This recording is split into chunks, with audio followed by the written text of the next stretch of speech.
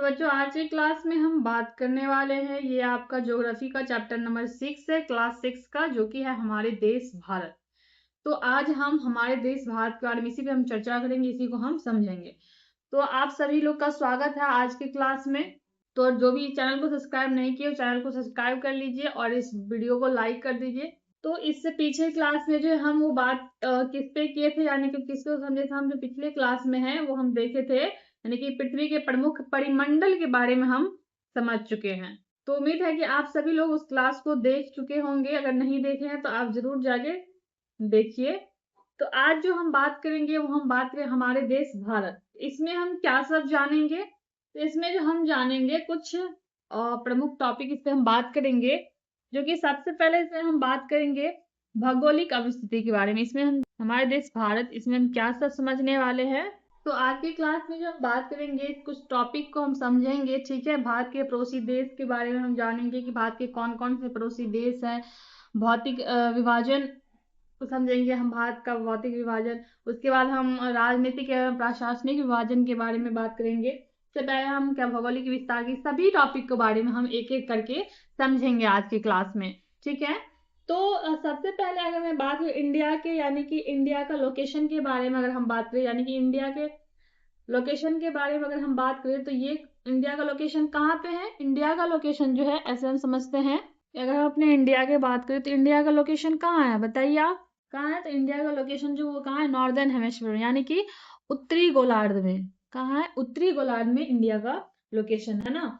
तो अगर हम बात करें इंडिया की, तो यानी कि 23.5 डिग्री उत्तरी अक्षांश जो है लगभग 23.5 डिग्री उत्तरी अक्षांश जो है लगभग भारत के बीचों बीच गुजरती है।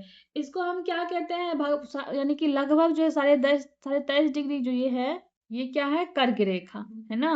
तो यानी कि कर्क रेखा जो है ये भारत के लगभग बीचों बीच गुजरती है, कर्क रेखा। ओहो। तो ये जो है भारत के लगभग बीचों बीच गुजरती है ना, ये है आपका विषुवत रेखा। ये हो गया आपका, ये हो गया विषुवत रेखा, 0 डिग्री अक्षांश, ठीक है। यानी कि ये जो है, यानी कर्क रेखा जो ये भारत की लगभग बीचों बीच गुजरती है, इसको हम क्या कहते हैं, कर्क रेखा, यानी कि ट्रॉपिक ऑफ कैंसर।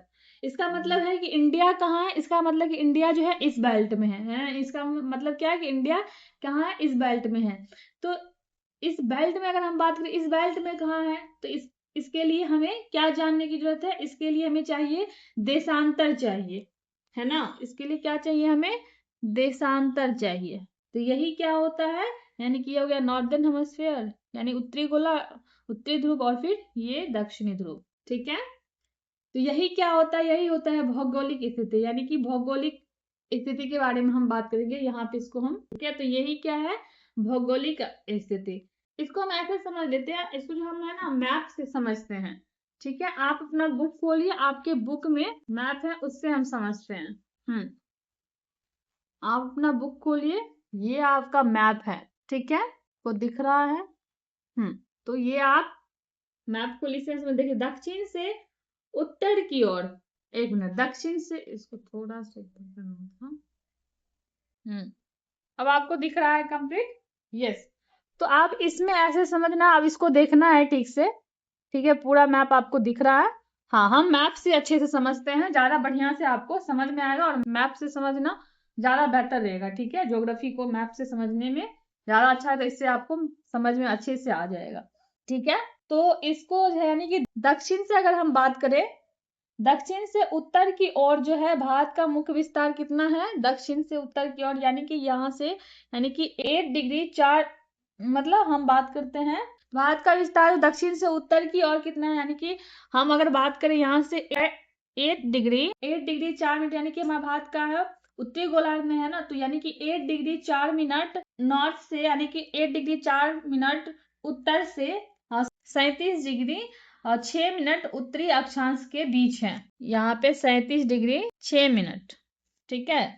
वही हम अगर पश्चिम से लेकर पूरब की बात करें, तो 68 डिग्री हमारा, यानी कि 68 डिग्री 7 मिनट पूरब से, 68 डिग्री 7 मिनट पूरब से लेके 97 डिग्री 25 मिनट पूरब के, यानी कि देशांतर के बीच स्थित है, ठीक है।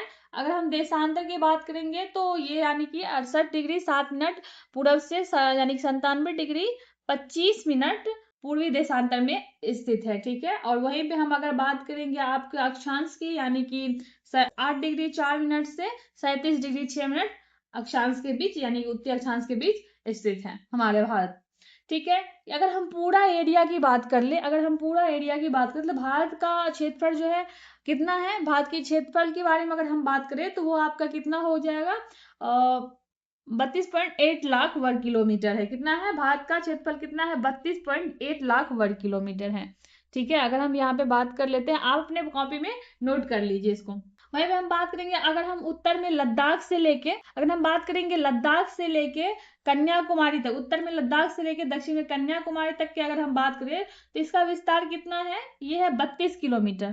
ठीक है, इसको हम ऐसे समझते हैं कि लद्दाख से लेके कन्याकुमारी तक, ठीक है, ये लद्दाख से लेके कन्याकुमारी तक जो है इसका विस्तार कितना है, इसका विस्तार जो है उत्तर में लद्दाख से दक्षिण में कन्याकुमारी तक ये कितना है आपको, ये है आपको 32 किलोमीटर, सॉरी 3200 किलोमीटर हो जाएगा। ठीक है, ठीक है, कितना है 3200 किलोमीटर। अगर वहीं पे अगर हम बात करें अरुणाचल से लेके, अरुणाचल प्रदेश से लेके पश्चिम में कच्छ तक, अरुणाचल प्रदेश से लेके कच्छ तक जो है इसका विस्तार कितना है, ये है आपका, अगर हम बात करेंगे अरुणाचल प्रदेश से लेके कच्छ तक जो है इसका विस्तार कितना है, इसका विस्तार जो है आपको 29 किलोमीटर, तो 29 किलोमीटर 2900 किलोमीटर होगा। ठीक है, ये कितना है आपका 2900 किलोमीटर। ठीक है, अगर हम कर्क रेखा के बारे में बात करें तो कर्क रेखा जो हम बात की है कि कर्क रेखा जो हमारे भारत के बीचों बीच से होके गुजरती है ना, तो ये हमारे भारत के 8 राज्य से होके गुजरती है। कितने राज्य से, और यानी कर्क रेखा जो लगभग हमारे भारत के बीचों बीच से गुजरती है, तो वो कितने राज्य से होकर गुजरती है, 8 राज्य से। कर्क रेखा जो है वो 8 राज्य से होकर गुजरती है। हम 8 राज्य का नाम जान लेते हैं। ठीक है, इससे देखिए यहाँ पे हम बात करते हैं, तो कर्क रेखा जो है, कर्क रेखा कितने राज्य से गुजरती है, कर्क रेखा, तो कर्क रेखा जो वो 8 राज्य से होकर गुजरती है कुल किससे, गुजरात, राजस्थान, मध्य प्रदेश, छत्तीसगढ़, झारखंड, पश्चिम बंगाल और त्रिपुरा और मिजोरम से, यही 8 राज्य से, हमारे 8 राज्य से होके जो है कर्क रेखा गुजरती है हमारे देश में।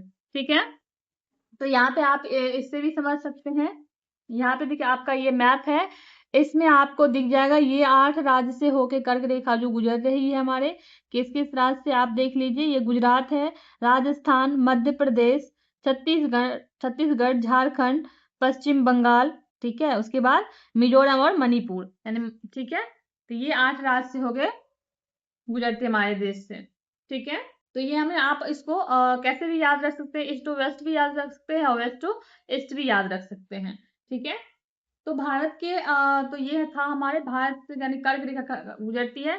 अगर हम बात करेंगे क्या कहते हैं भारत के पड़ोसी देश के बारे में, जो भारत के पड़ोसी देश कौन कौन से हैं, तो भारत के पड़ोसी देश के बारे में हम बात करें तो भारत के पड़ोसी देश जो है इसके बारे में भारत की हम जानेंगे आगे। भारत के पड़ोसी देश, तो भारत के पड़ोसी देश जो है यानी कि 7 देश की स्थलीय सीमा जो है इसकी सीमाएं से जुड़ी, यानी कि भारत की सीमाएं से जो है 7 स्थलीय सीमाएं यानी कि भारत से जुड़ी हुई, भारत के देश से, ठीक है, भारत देश से। तो वो 7 देश कौन कौन से हैं, पूरब में अगर हम बात करें तो वो है म्यांमार, ठीक है, और बांग्लादेश। आप इसको बुक से भी मतलब, ठीक है, पूरा में इससे ऐसे भी समझ सकते हैं, मैप से ज्यादा बढ़िया रहेगा समझने में मेरे ख्याल से। हाँ, ऐसे समझ लीजिए, यहाँ पे आप समझ सकते हैं इसको, ये ज्यादा बेहतर है आपके लिए समझने के लिए। आप अपने मैप में देखिएगा, आपको पूरब में, यहाँ पे देखिए पूरब में म्यांमार है और बांग्लादेश है। ठीक है, तो ये पूरब में भारत के पड़ोसी देश कौन से हो गए, बांग्लादेश और म्यांमार। अगर वहीं पे हम उत्तर में बात करेंगे तो उत्तर में आपको दिखेगा ये पे नेपाल है, भूटान है और चीन है। ठीक है, अगर हम बात करेंगे वहीं पे पश्चिम में, अगर हम बात करें तो पश्चिम में आप देखेंगे कि भारत का पड़ोसी देश कौन है, पाकिस्तान है। वहीं पे अगर आप उत्तर पश्चिम में देखेंगे, यहाँ पे नहीं है, उत्तर पश्चिम में जो है आपको उत्तर पश्चिम में दिखाई देगा कि वो जो है अफगानिस्तान है। ठीक है, उत्तर पश्चिम में कौन से है, अफगानिस्तान है। तो ये स्थलीय सीमा, लेकिन अगर वो दक्षिण में समुद्र में स्थित 2 द्वीप है, जो कि दक्षिण में जो है आपको समुद्र में स्थित 2 द्वीप है, जो कि श्रीलंका तथा मालदीव, ये पड़ोसी देश है। ठीक है, भारत में श्रीलंका के बीच में जो अगर देखेंगे आप, यानी कि श्रीलंका के बीच में पाक जल संधि है। ठीक है, यहाँ पे आपको यहाँ देख सकते हैं आप। तो ये जो आपको दिख रहा है ना, तो ये क्या है, इसको क्या कहते हैं, पाक जल संधि, इसको कहते हैं पाक जल संधि। ठीक है, आगे हम बात करेंगे राजनीतिक एवं प्रशासनिक विभाजन के बारे में।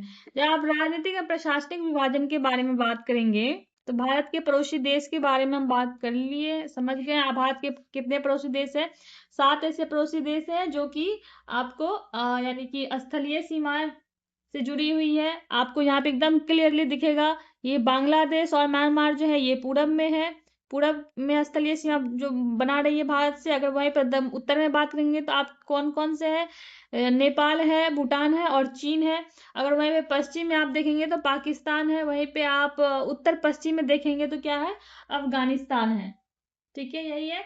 और दक्षिण में अगर समुद्र में स्थित दो द्वीप है, श्रीलंका तथा मालदीव। मालदीव आपको यहाँ दिखेगा, और फिर ये समुद्रीय है मालदीव और श्रीलंका। श्रीलंका जो है यहाँ पे देख रहे हैं आप, पाक जल संधि इसको, यानी कि श्रीलंका जो है, यानी कि भारत एवं श्रीलंका के बीच में जो पाक जल संधि है, इसको पाक जल संधि कहते हैं।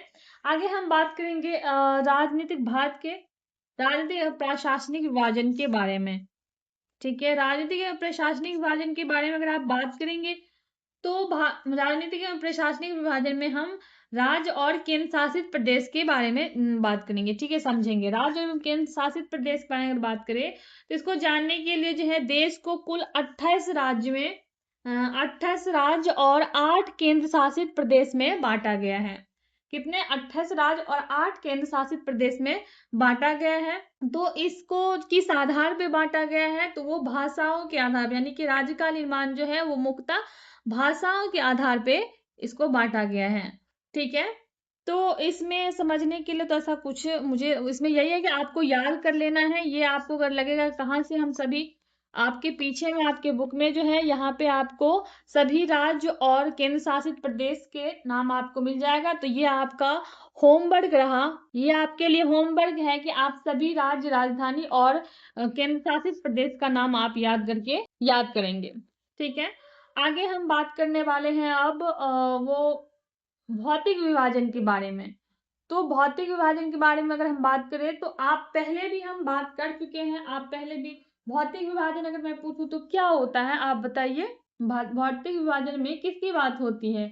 इसमें जो है, यानी कि भौतिक विभाजन में अगर हम बात करें तो पॉलिटिकल मैप क्या है, यानी कि सॉरी फिजिकल मैप के अगर यानी कि भौतिक मैप के बारे में अगर हम बात करें, मानचित्र के बारे में, तो ये यानी भौतिक मानचित्र क्या है अगर हम बात करें तो आपको पता है भौतिक मानचित्र में हम किसकी बात करते हैं? इसमें हम पर्वत के बारे में, सब पर्वत को देखते हैं। इसमें पर्वत, पठार, मैदान इस सब के बारे में इसमें दर्शाया जाता है, समझते हैं। इसमें हम पर्वत, पठार, मैदान सब के बारे में समझेंगे। तो भारत में पाए जाने वाले भौतिक आकृतियां विभिन्न प्रकार के होते हैं। पर्वत, पठार, मैदान, तट तथा मतलब द्वीप समूह। अगर हम बात करेंगे हिमालय, जो कि उत्तर में है, उत्तर में हिमालय आपको दिख रहा है, ये जो आपको डॉट दिख रहा है ना, ये वाला लाइन, ये क्या है? ये हिमालय है। ठीक है, भारत के उत्तर में हिमालय है। तो हिमालय जो है, हिमालय का मतलब क्या होता है? हिम प्लस आलय मतलब हिमालय। इसका मतलब क्या हुआ? बर्फ का घर। ठीक है, तो हिमालय पर्वत को तीन प्रमुख समांतर श्रेणियों में बांटा जाता है। सबसे पहले जो है, सबसे उत्तर में जो स्थित आपको ये वाला दिखाई दे रहा है ना, सबसे उत्तर में ये वाला जो आपको दिख रहा है, ये वाला हिमालय। ठीक है, ये जो आपको दिख रहा है, ठीक है, ये जो यानी कि उत्तर में जो है, इसको कौन सा हिमालय कहते हैं? इसको बाबू कहते हैं वृहद हिमालय। कौन से कहते हैं? इसको कहते हैं वृहद हिमालय। ठीक है, इसको वृहद हिमालय या हिमाद्री दोनों ही कहते हैं। वृहद हिमालय या फिर कहते हैं हिमाद्री। को दिख नहीं रहा होगा यहाँ पे, तो हम जो बोल रहे हैं उसको आप नोट कर लेना है। ठीक है, तो इसी हिमालय के नीचे में जो आपको दिख रहा है, ठीक है, इसी हिमालय के, हाँ, और एक चीज समझना है कि इसी हिमालय में जो है विश्व की सबसे ऊंचा शिखर है। कौन सा? Mount Everest. वृहद हिमालय में ही माउंट एवरेस्ट है। ठीक है, इसके बाद जो ये जो बीच में आपको मध्य वाला दिख रहा है, ठीक है, ये जो बीच में, यानी कि इसके जो बीच में है वृहद हिमालय के जो मध्य में हिमालय है, इसको हिमाद्री या फिर इसको क्या कहते हैं? इसको हिमाचल, हिमाद्री या फिर मध्य हिमालय कहते हैं।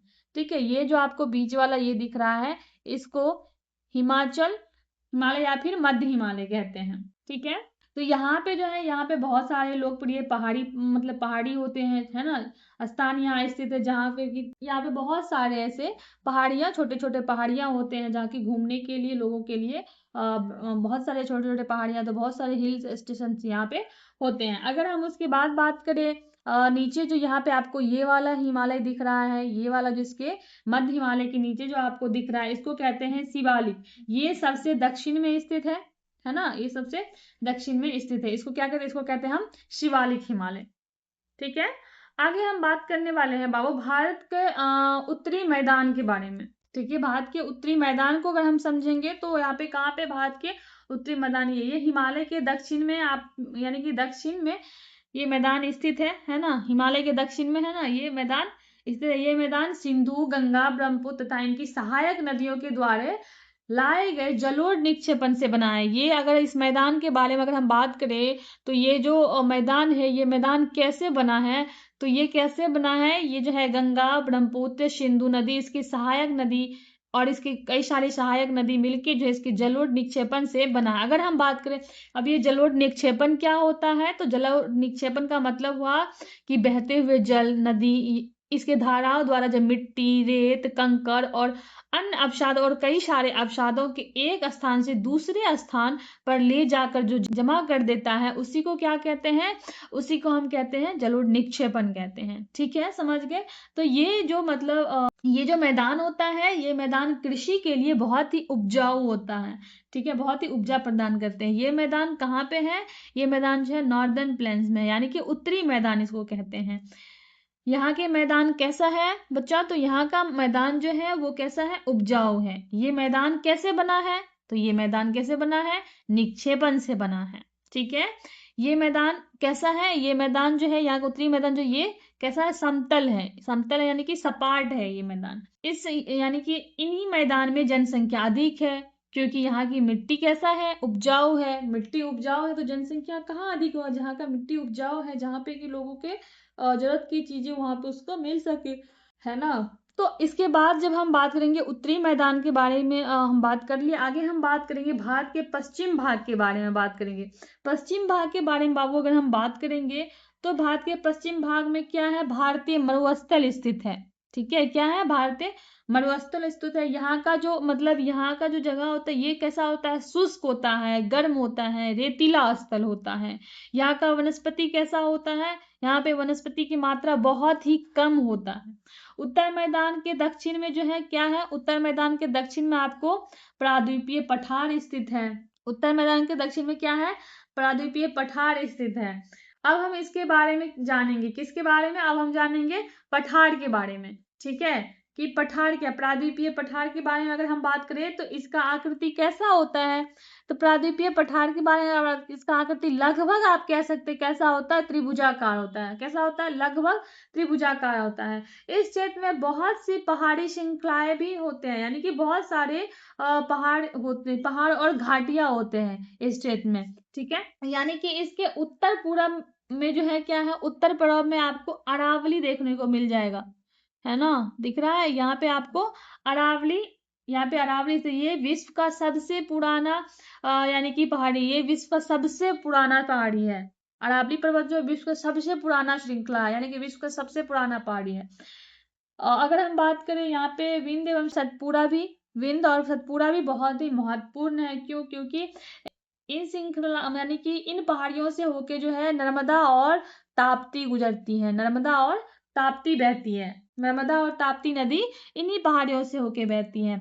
ये नदी पश्चिम की तरफ बहने वाली है। नर्मदा और ताप्ती जो है किधर बहने वाली है, ये पश्चिम की तरफ बहने वाली है, जो कि कहाँ जाके गिरती है, नर्मदा और ताप्ती नदी जो है आपको अरब सागर में आके गिरती है। कहाँ गिरती है, अरब सागर में आके गिरती है। इस पठार में, इस पठार की अगर हम बात करें तो पश्चिम में पश्चिमी घाटी, पश्चिम में जो आपको पश्चिमी घाटी देखने को मिल जाएगा। इसको क्या कहते हैं, इसको सह्याद्री भी कहते हैं, पश्चिमी घाटी या फिर इसको क्या कहते हैं, सह्याद्री कहते हैं। वही पूरब की बात करें, पूरब में पूर्वी घाटी, पश्चिम में पश्चिमी घाटी और पूरब में पूर्वी घाटी। तो पश्चिमी घाटी का विस्तार तो पश्चिमी घाटी का आप देख रहे हैं कि विस्तार कैसा है, समान है ना, यहाँ पे एक जैसा ये दिख रहा है। लेकिन वहीं पे अगर हम जब पूर्वी घाटी की बात करें तो यहाँ पे आपको क्या दिख रहा है, बीच बीच में कैसा दिख रहा है, टूटा हुआ दिख रहा है ना, ये बीच बीच में कैसा है, टूटा हुआ। लेकिन यहाँ पे कैसा है, एकदम समान है। तो इन पठार में लेकिन क्या होता है, बहुत अधिक मात्रा में खनिज पाए जाते हैं, जैसे कि कोयला, लोहा, ये सब क्या होता है, ये लोहा, कोयला, ये सब प्रचुर मात्रा में इन पठार में पाया जाता है। ठीक है। पश्चिम मैदान में आप देखेंगे कि पश्चिम मैदान में, पश्चिम में जो है पूर्वी मैदान जो है, पूर्व में तटीय मैदान स्थित है। पश्चिम मैदान में आप देख रहे हैं यहाँ पे पश्चिम मैदान, यानी कि पश्चिम पठार के पश्चिम मैदान और पूर्वी मैदान के पूर्व में तटीय मैदान स्थित है। यहाँ पे है ना तटीय क्षेत्र, यानी कि पश्चिम मैदान के पश्चिम में और पूर्वी मैदान के पूर्व में जो है तटीय मैदान स्थित है। ठीक है। तो तटीय मैदान ये काफी, यहाँ पे अगर देखेंगे तटीय मैदान यानी कि पश्चिम में तटीय मैदान जो ये काफी सरकरा है ना। लेकिन वहीं पे अगर पूरब की बात करेंगे हम, तो पूरब में जो है, पूरब की तटीय मैदान जो है ये पश्चिम तटीय मैदान की अपेक्षा के जो है कैसा है, चौड़ा है ना, यहाँ का कैसा है, चौड़ा है। पूरब की ओर बहने वाले कई नदियां भी हैं, पूरब की ओर बहने वाले कई सारी नदियां हैं, जैसे कि महानदी, पूरब की ओर बहने वाली कई सारी नदियां भी आपको दिखने को मिलेगा। महानदी है, गोदावरी है, उसके बाद फिर कृष्णा नदी है, कावेरी है, कावेरी नदी, ये सभी कहाँ बहने वाली, ये सारी भी जो है पूरब की ओर बहने वाली है। ये कहाँ जाके गिरती है, अगर मैं कावेरी, कृष्णा, महानदी, गोदावरी सभी की बात करें तो ये सब आप देख रहे हैं, ये सब बंगाल की खाड़ी में जाके गिरती है। कहाँ गिरती है, ये सब नदियां जो है बंगाल की खाड़ी में जाके गिरती है। ये नदियां अपने मुहाने पर उपजाऊ डेल्टा का निर्माण करता है। क्या करता है, उपजाऊ डेल्टा का निर्माण करता है। बंगाल की खाड़ी में गंगा और ब्रह्मपुत्र की नदियों के मुहाने पर एक डेल्टा स्थित है, एक डेल्टा वन है। उसको कौन सा वन कहते हैं, उसका नाम क्या है, बंगाल की खाड़ी में जो गंगा एवं ब्रह्मपुत्र नदियां के मुहाने पर जो एक सुंदर वन डेल्टा स्थित है। कौन सा, सुंदर वन डेल्टा स्थित है। तो आगे हम बात करेंगे बाबू द्वीप के बारे में। द्वीप का मतलब क्या होता है कि द्वीप मतलब जो कि चारों तरफ जल से घिरा हुआ है, जो कि चारों तरफ से जल से ही घिरा हुआ है। प्रायद्वीप का मतलब क्या होता है कि जो कि तीन तरफ से ही जल से घिरा हुआ है। ठीक है। तो द्वीप में, भारत में कितने द्वीप समूह है, 2 द्वीप समूह है। एक तो लक्षद्वीप हो गया, दूसरा हो गया आपका अंडमान, लक्षद्वीप और फिर अंडमान निकोबार। ठीक है। तो लक्षद्वीप ये अरब सागर में स्थित है। लक्षद्वीप द्वीप समूह ये कहाँ है, अरब सागर में स्थित है। ये बना कैसे है, तो ये जो है आपको ये प्रवाल द्वीप से बना है, प्रवाल द्वीप यानी कि कोरल रे से बने हुए हैं। ठीक है। अगर आप अंडमान निकोबार के बारे में बात करें तो ये भारत के दक्षिण दिशा में बंगाल की खाड़ी में स्थित है। तो चलिए, आई होप कि, मुझे लगता है कि आपको ये अच्छे से समझ में आ गया होगा। हम इसको कॉपी पे लिख के भी समझ सकते थे, लेकिन हम मैप से ज्यादा अच्छा होता समझना। उससे क्या होता है, आपको ध्यान में रह जाता है कि अच्छा कौन चीज किधर है, कहाँ है। ठीक है। तो आई होप कि आपके लिए क्लास जो है हेल्पफुल रहा होगा। अगर आपको वीडियो पसंद आए तो अगर आपको क्लास पसंद आए तो आप वीडियो को लाइक कर दीजिए। और उसके बाद आप जो है ये जो भी क्वेश्चन है, आपके लिए जो क्वेश्चन है, ये सभी क्वेश्चन आप सॉल्व कर लेंगे। कहीं कोई दिक्कत नहीं होनी चाहिए, कोई भी दिक्कत नहीं आएगा आपको। ठीक है। तो चलिए, ये क्लास आपका यानी क्लास 6 का जो ज्योग्राफी है, क्लास 6 का ज्योग्राफी आपका खत्म हो गया है आज। ठीक है। इसमें हम बात कर लिए जो जानना जरूरी जो भी था। आप इसके बाद आप जो है एक बार अपना बुक को जरूर रीड कीजिएगा, एक बार खुद से पढ़िएगा, ज्यादा ही बेहतर तरीका से समझ में आएगा और भी अच्छा से आप समझ जाएंगे। ठीक है। और कुछ चीजें जैसे कि है जो कि याद करने का है, जो आप याद कर लेंगे, ये सब बहुत इंपॉर्टेंट है। जैसे कि आप कर्क रेखा जो है भारत के कितने राज्य से होकर गुजरती है, कौन कौन से राज्य है, भारत के पड़ोसी देश कौन कौन से हैं, तो ये सभी आप याद रखिएगा। ठीक है। और उसके बाद 28 राज्य हैं हमारे और कुछ केंद्र शासित प्रदेश है, सभी के बारे में याद रखना है। ठीक है। तो चलिए, अब हम मिलते हैं आपसे नेक्स्ट क्लास में। नेक्स्ट क्लास में हम 7th की ज्योग्राफी के बारे में बात करेंगे। तो ये आपका 6 का कंप्लीट हो गया है। आई होप कि आपको कोई प्रॉब्लम समझने में नहीं हुआ, लेकिन फिर भी अगर हुआ है तो अगर कोई भी दिक्कत है, कोई भी समस्या है, तो आप जरूर कमेंट्स में पूछिए, हम जरूर आपको बताएंगे।